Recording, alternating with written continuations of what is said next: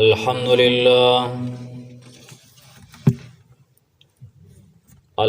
لله الذي أنزل على عبده الكتاب ولم يجعل له عوجا، والصلاة والسلام على سيد الرسل وخاتم الأنبياء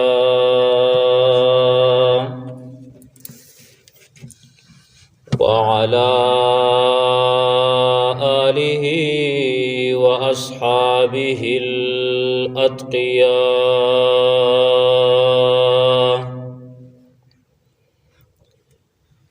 الذين هم خلاصة العرب العرباء وخير الخلائق بعد الأنبياء. أما بعد، فأعوذ بالله من الشيطان الرجيم. بسم الله الرحمن الرحيم.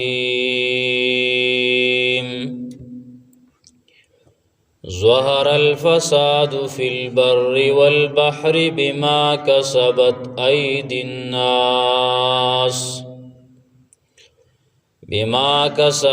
أيدي الناس ليذيقهم بعض الذي عملوا لعلهم يرجعون.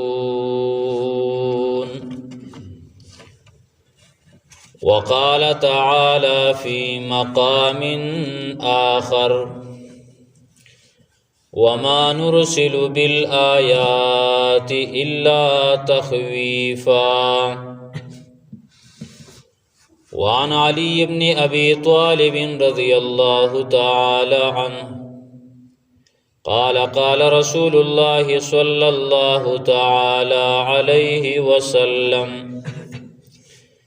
إذا فعلت أمتي 15 خصلة حل بها البلاء. فقيل: وما هن يا رسول الله صلى الله تعالى عليه وسلم؟ قال: إذا اتخذ الفيء دولا، والأمانة مغنما، والزكاة مغرما، وتعلم لغير الدين، وأطاع الرجل امرأته، وعق أمه، وأدنى صديقه، وأقصى أباه، وظهرت الأصوات في المساجد، وساد القبيلة فاسقهم، وكان زعيم القوم أرذلهم، وأكرم الرجل مخافة شره، وظهرت القينات والمعازف، وشربت الخمور، ولعن آخر هذه الأمة أولها. فارتقبوا عند ذلك ريحا حمراء، وزلزلة، وخسفا، ومسخا، وقذفا، وآيات تتتابع كنظام قطع سلكه فتتابع، أو كما قال رسول الله صلى الله تعالى عليه وسلم: سبحان ربك رب العزة عما يصفون، وسلام على المرسلين، والحمد لله رب العالمين. درود شريف واي. اللهم صل على محمد وعلى آل محمد كما صليت على إبراهيم وعلى آل إبراهيم إنك حميد مجيد. اللهم بارك على محمد وعلى آل محمد كما باركت على إبراهيم وعلى آل إبراهيم إنك حميد مجيد. زما عزتمندو حاضرینو او بار اوریدونکو نارینو زنانو، دا الله رب العالمین د کتاب قرآن عظیم الشان نا سیسا ولوستل شو او د رسول الله صلی الله علیه وسلم دا حدیث مبارکون یو حدیث ولوسته شو. محترمو، کم مشکلات او کم مصیبتونه او کم عذابونه دا چې په دنیا کې راځي، د دې عذابونو د پاره، د دې مصیبتونو د پاره، د دې مشکلاتو د پاره شریعت محمدی صلی الله علیه وسلم څه اسباب ذکر کړل. لکه عام طور باندې چې کم مصیبتونه راځي، کم مشکلات راځي، کم سخت او کړهونه راځي، نو دو قسم خلق دا پیدا شي. د خلقو دو قسم سوچي، لکه زلزله راشي یا سیلاب راشي یا مرضونه او آفتونه راشي یا نور مشکلات داسې راشي. بعض خدا سے خلقی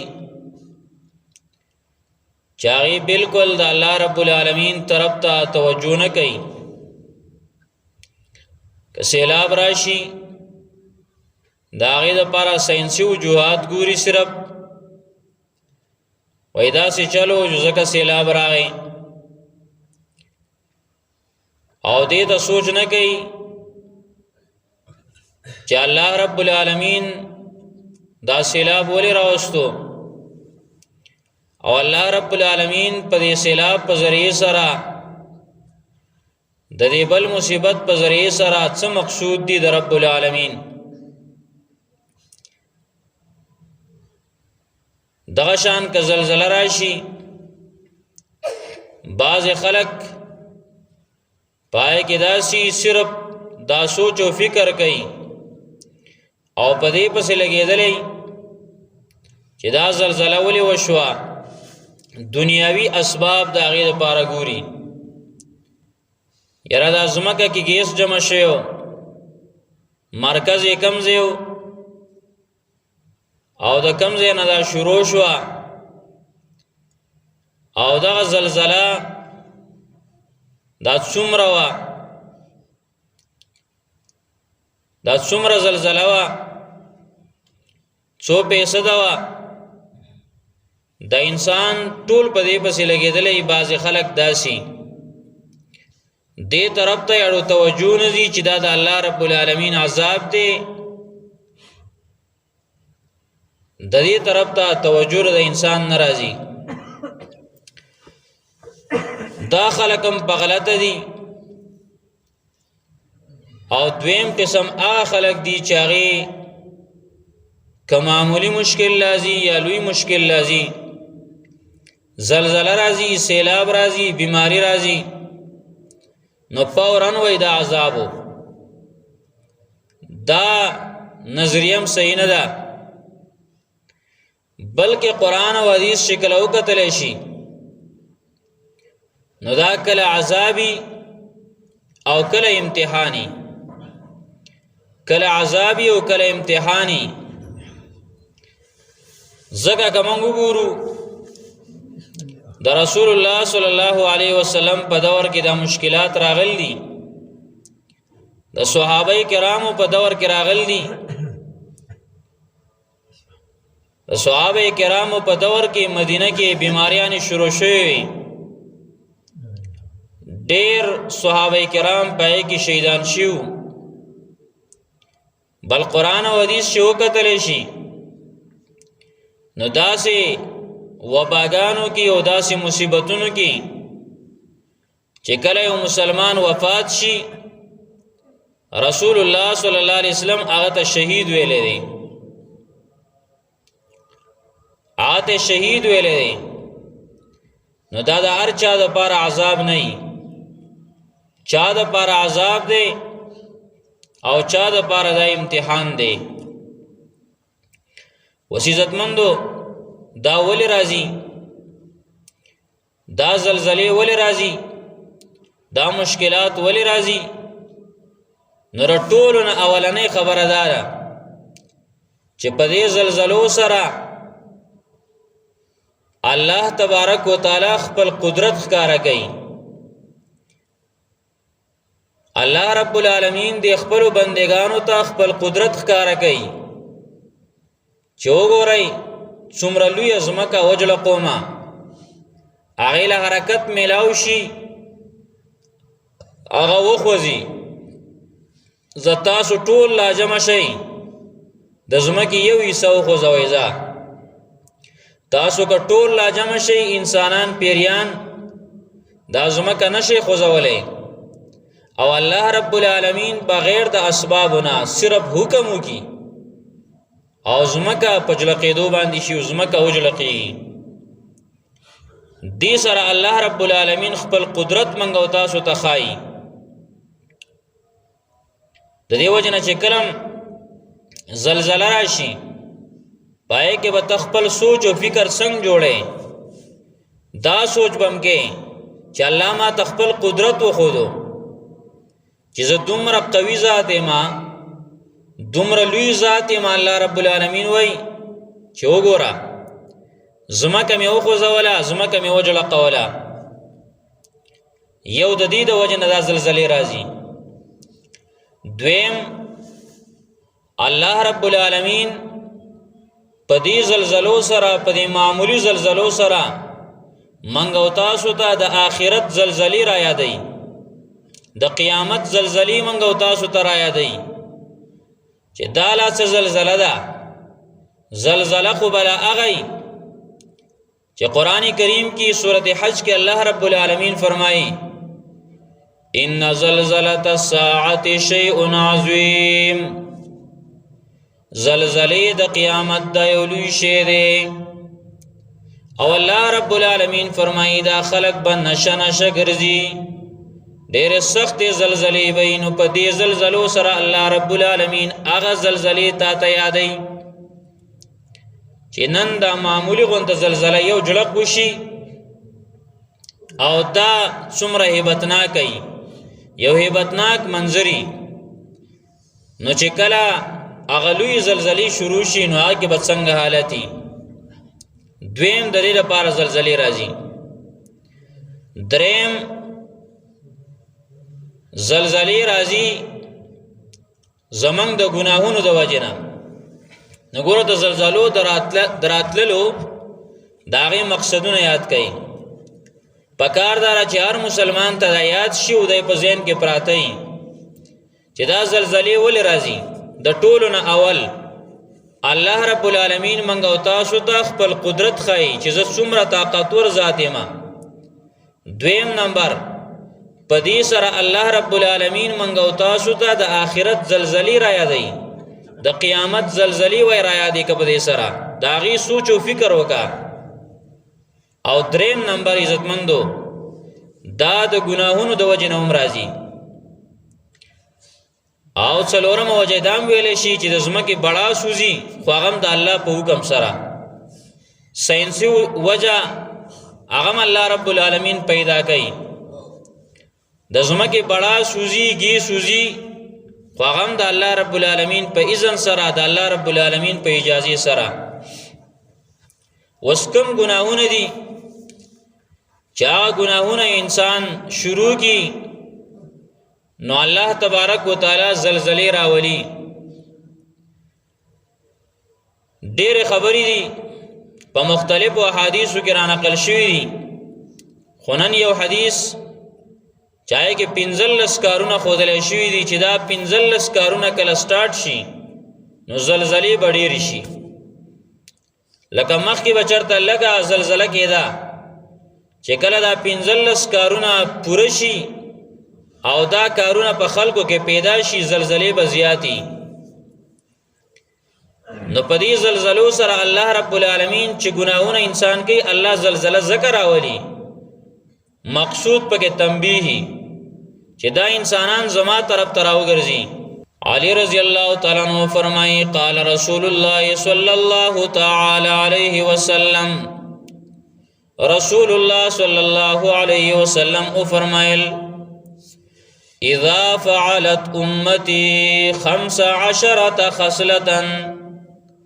کلچ زما امت 15 کارون شروع کی 15 کارونا 15 خویونا پاغی کے پیدا شی 15 کارونا پا معاشرہ کے سٹارٹ شی نو حل بها البلا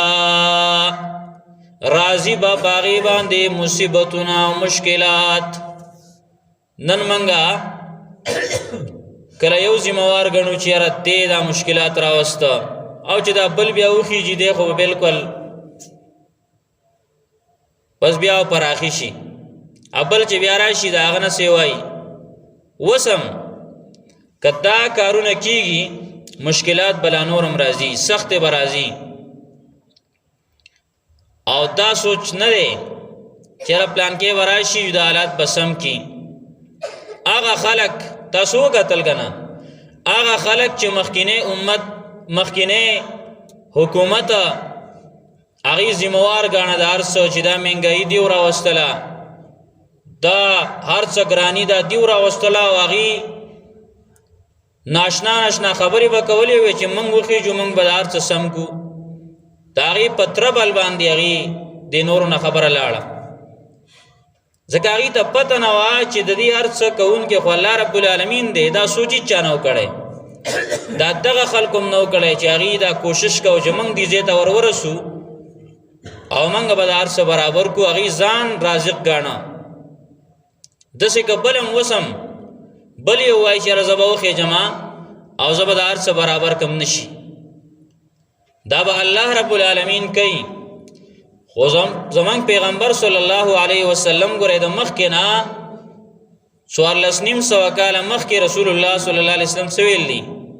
وکلا چې زما امت 15 کارونه شروع کی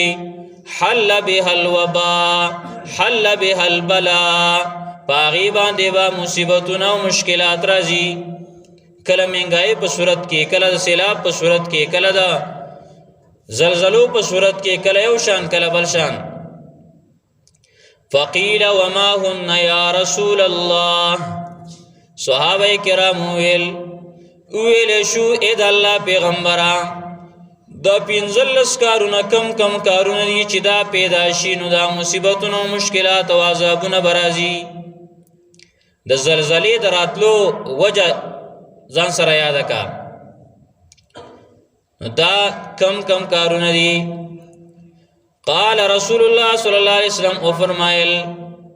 اولنې کار دا دی اذا اتخذ الفیء دولا کلا چې مال غنیمت دا خپل ذاتی دولت وګڼل شي غنیمت د دینه مراد دا دی د مسلمانانو اجتماعي مال د مسلمانانو شراکتی مال هغه خپل دولت وګڼل شي خپل ذاتی دولت او دا ټول بیا پای کې داخل دي لکه غنیمت د کافرانو نو مال لاولې شو په jihad سره به وګټل شو هغه مال ځان لا غستل دغه شان و زمانہ کې د حکومت نه پیسو کې مسلمانانو مشترکه یو کار د پاره او ځان له تلاول جیب ډکی دا پکې داخل دي دا ټول خبره اذا تخذ الفیء دولا کله چې مال غنیمت خپل ذاتی دولت وګڼل شي دویم نمبر کار والامانت مغنما امانت غنیمت وګڼل شي چا در سره امانت کې خودو او ته دا خو مزيدي بزان له استعمالوا دریم نمبر والزکات مغرما زکات تاوان وګڼل شي حساب وجنګي ردا خډیر روپۍ لګي زکات نور کې زکوي تاوان به وشي نو والزکات مغرما زکات تاوان وګڼل شي او سم اکثر خلک د جمعات داغي که چرته څه چاندي هغه ته تاوان وای د جمعات تاوان وای پتا پاتې دي او یاره جمعات تاوان وای ما ورک اته تاوان وای نو والزکات مغرما زکات به تاوان وګڼلی شي بالکل چې کوم نه هغه به جیب نه نوځي مشکله باندې دا 3 نمبر شو 4 نمبر وتعلم لغیر الدین تعلیم به کولی شي د دین نه بغیر د دین نه بغیر د دینی تعلیم نه علاوه نور تعلیمونه به شروع شي هغې ته به لوی قدر به د هغې د دین نه علاوه تعلیمونه به شروع شي نن ګورئ کم محنت زیات دی د دین محنت زیات دی او که دنیا نو سوچ کوئ دغه شان درې دا مطلب هم دی وتعلم لغیر الدین علم به کولی شي د دین نه د علاوه د بل څه دپاره یعنی خلکو که کم علم ته موتي دي د هغې مقصد به هم دین نه وي هغې به هم نور مقصدونه د دنیا او نن هم دغه حال دی اول خو دینی علم ته ډېر کم خلک وځي بیا چې کم وځي نو نیت پکې د ډېرو کمو هغه برابري د ډېرو کمو پکې نیت صحیح نور د هغې جدا جدا مقصدونه یې د هر چا وتعلم لغیر الدین دا 4 نمبر 5 نمبر واطاع الرجل امرأته او چې تابعداري وکړي سړی د خپلې ښځې د ښځې تابعدار او د ښځې غلام به جوړ شي ګوره یو حق دی نو د حق نه د هغې خیال به ساتئ او رسول الله صلی الله علیه وسلم ویل دي بیا په تاسو کې بهترین انسان هغه دی چې کور کې ښایي د ښځې سره که دی بار ډېر بزرګ او ډېر ښایي خو کور کې دی د هغې سره تعلقات ښه نه وي دا هېڅ شی نه دی رسول الله صلی الله علیه وسلم یې په تاسو کې د ټولو نه بهتر یم زه د خپل آل دپاره او ډېر په احادیث دي په دې باندې خو د دې مقصد دا نه دی چې حق به نه ادا کې مقصد دا دی چې د هغې غلام به نه جوړېږي چې هغه که رسمونه رواجونه او څه شی او ته وایې بس ستا په خبره لبیک دی او بیا کته دلته به هم قابو شوی چې هغه سړی اپسې شاته ورپسې او ښځه ایرماستر هغه مخکې نو داسې حالات به شروع شي واطاع الرجل امرأته سړی به تابعدار شي د خپلې ښځې وعق امه نمبر دا دی 6 نمبر دا دی وعق امه د مور نه فرمانه بشي مور به پریدي د ښځې دپاره حالانکه شریعت دار چا لپاره خپل حقونه مقرر کړل دي نو 6 نمبر وعق امه د مور نه فرمانی شروع شي ګوره دا یو اورئ او بیا ګورئ چېرې دا کارونه شته او که نشته دا څومره چې ویلی شو دا خو شته اوس اخوا نور ګورو وعق امه د مور نه فرمانی به شروع شي ګوره عاق کېدل زمونږ په معاشره کې خبره دا صرف ذهنونو ته دا غورځېدل ده چېرې مور او پلار د دې نه به هله عاق کېږي چې کله هغه اعلان وکړي او بس اخبار کې ورکړي او اعلان وکړي چې دا زما نه عاق دی ګوره عاق کېدل دقه دي چې ته یې نافرماني کې بس دا عاق شوي که هغه په خوله ویلي تا ته چې عاق شوي او که نه خو عاق شوي وعق امه د مور نافرمانی به شروع شي 1 نمبر وادنا صدیقه دوست به نږدې شي دوستی شریعت جایز کړله خو دا د مور او پلار په مقابله کې دا هېڅ هم نه ده وادنا صدیقه دوست به نږدې شي او 8 نمبر واقصى اباو پلار به لرې شي دوست له به ترجیح ورکولی کېږي په پلار باندې نو پلار به لرې شي او دوست به نږدې شي او 9 نمبر رسول الله صلی الله علیه وسلم وایي وظهرت الاصوات فی المساجد اوازونه به ښکاره شي په جوماتونو کې به اوازونه ښکاره شي جومات کې به خبرې کوي او نن ګورئ حالاتو ته چاته موبایل باندې رنګ راغی نو دی اډو دا ګڼیم نه چې د الله په کور کې ناست یم او دا سوچ هم نه کوي چې هلته مسلمان تلاوت کوي هلته مسلمان نفل کوي په چغه به لګیا وي پلان کیا او خبرې به شروع وي دغه شان که دوه راشي یو ځای نو هسې نشي کېناستی. د الله بنده جماعت خو د ذکر دپاره و، جماعت د تلاوت دپاره و، جماعت د دې دپاره و چې منځونه پکې وکړلی شي، ته پکې غلی کښېنې. او منګه زمونږ حالت دا دی چې بس شیطان زورور دی، نو د هغې د وجې نه هسې غلی نشو کېناستی، خامخا یو خبره راچو میدان ته. او په جماعت کې بیا خبره چې شروع شي، او شیطان دومره ظالم دی، کله ناکله هغه سوچ د انسان د نیکۍ او په هغې باندې چې کوم دی نو هغه خبرې ډېرې شي. شیطان هغه بل ته هم وایي چې تم پکې څه ووایه. یو کس یو خبره وکړي جماعت کې، زه هغه غلطي وکړه، جماعت کې خبرې وکړي،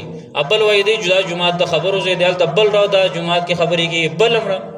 حالانکې دی ځان ته نه ګوري، اچا چې ویل چې دا جماعت د خبرو ځای دی تم ګناه وکړه، ته ولې ته خو غلی شه که نه، ته ورته بار ووایه، بار یې پویه که. دا خو جماعت کې په دې سره یو بلنګه شروع شي او شور شروع شي. دغه شان که یو کس پکې چېرته ووایي چې لکه دا ماشومانو غلي شئ، بس هلته بل وایي دا چا راوستي دي، هلته بل وایي دا د چا دی، او بس هغه هم شروع شي پکې. سوچ فکر نه کوي دې خبرې ته چې ما هم ګناه وکړه. ماشومان خو مربول قلم دی، خو که څه یې وکړه د هغې خو ټکې ګناه ونه لیکلی شوه، خو تا خو ځان غر که. وظهرت الاصوات فی المساجد، د دې ترتیب دا و چې هغه چا راوستی ماشوم هغه ته ووایه چې دا ماشوم په کنټرول کې ساته، یا که هغه داسې لږ لوی نو هغه ته هغه ماشوم ته نصیحت وکړه، هغه پویه که چې دا جومات دی داسې دی. د نبي علیه صلات وسلام په دور کې هغه ناستو په یو ځای کې په جومات کې، یو کس راغی د بانډې نه راغلی، جومات کې امتیازي کول شروع کړه، صحابو پسې ورمنډه کوله، وی مه وی دا جومات دی مه کوه امتیازي. نبی علیه صلات وسلام هغې صحابه کېنول، وی غلی شي. خو هغه چې کله فارغ شه، نبی علیه صلات وسلام په قلاره کېنو، هغه نوی مسلمان شوی، وی دا جومات دی، په دې کې بول، په دې کې امتیازي، دا چې کوم ناروا دي د دې خیال به ساتي، ښه پوهې کو آینده لپاره هغه نه کول. او نن که چا نه لږه غلطي وشوله جومات کې، هغه دومره خلک ورټي، ماشوم دی نو هغه بیا که غټ شي بیا هم جومات ته نه راځي، ځکه هغه یې رټلی په وړوکوالي، هغه چې هغه یاد شي هغه بوسي او هغه چغې جو بس هغه بیا نه راځي جومات ته. دې وجه نه لږ کنټرول پکار دی په ځانونو باندې، ښه په اصولو سره او په ترتیب باندې پویه کول د کس پکار دی، شور جوړول نه دی پکار. رسول الله صلی الله علیه وسلم وایي وظهرت الاصوات فی المساجد، دې هر یو کې ډېره تشریح ده، خو مختصر اوس اخویمه. جماعتونو کې به آوازونه شروع شي. 10 نمبر نبی علیه الصلاۃ والسلام وایي وساد القبیلة فاسقون، د قبیلی او د قوم مشر بغټ فاسق انسانی. او 11 نمبر وکان زعیم القوم ارذلهم، د قوم ذموار با پکې غټ رزیلی، د ټولو نه غټ شرارتي او رزیل شي، یا به د قوم مشري، یعنی داسې حالات براشي. 12 نمبر و اکرم الرجل مخافة شری، د سړي عزت بکیږي داغه د شر نه د بچ کېدلو دپاره، یعنی د دې وجه نه به عزت د چا نه کېږي چېرې دا سړی عزتمند دی، عزت یې وکړو، د دې د وجه نه چې بیا ماته شر را رسوي، د هغه د شر نه د بچ کېدلو دپاره به د هغه عزت کوي. او 14 نمبر وظهرت القینات والمعازف، ښکاره به شي ډمانې او ډمان، والمعازف او د موسیقۍ آلات به هغه به ډېر شي. نن ګورئ ډمان هم زیات دي، ډمې هم زیاتې دي، او دې سره سره آلات د موسیقۍ او د ګانو د هغې هم زیات دي. او سره داسې پکې ځینې خلک دي سره دا ګناه نه ګڼي، دا ډو سره ته دا ګناه نه ښکاري، ورته یو ثواب. نن سبا یو لوی خبره دا خلکو ذهنونو ته ورځېدله، و یاره د خلکو په خولو باندې خندا راوستل دا ورته یو غټ عبادت ښکاري. ته په چېرته په دین باندې ولا په خولو خندا راوله، ته د شریعت په خلاف باندې په خولې خندا راولي. وایي موږ د خلکو په خولو باندې خندا راوستل غواړو، دا ورته یو لوی عبادت ښکاري. وظهرت القینات والمعازف، ګانې بجانې به زیاتې شي. او 14 نمبر وشربت الخمور شراب سکل بزیات شي دا بخلق دا بم گناه نگنی او 15 نمبر ولعن آخر هذه الامه اولها د دې امت اخرنی خلق با پاولنو باندې بدرد ویل شروع کی صحابو ته بدرد وای هغه پسې به خبرې کیږي د دین مشرانو پسې به خبرې کیږي رسول الله صلی الله علیه وسلم بیا وای کله چې دا 15 کارونه دا پیدا شو نو بیا د انتظار کوي د سڅ پر تعقبوا عند ذلك ريحا حمراء انتظار کوي په دغه وخت کې د سره سلی برازي خلق بسیزی سره سلی وزلزلتن او د زلزلو انتظار کوي وخسفا ومسخا وقذفا وخسفا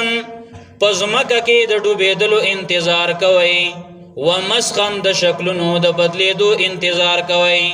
وقذفا د کانو د باران انتظار کوي چې کله دا 15 کارونه وشو او شوی دي کنه دي شوی دا ټول شوی دي ګوره نبی علیہ السلام وای د سری سلی انتظار کوي د زلزلې انتظار کوي او پزمکه کې د ډوبېدو انتظار کوي